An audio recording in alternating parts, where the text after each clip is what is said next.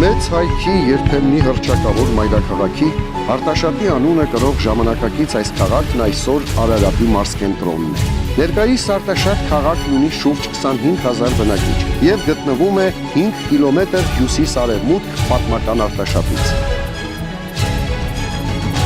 Արտաշատ մայրաքաղաքը հիմնադրվել է Արտաշեսյան արքայատոհմի հիմնադիր Արտաշես Առաջինի օրոք, մեծ վարդությունից առաջ երկրորդ դարում։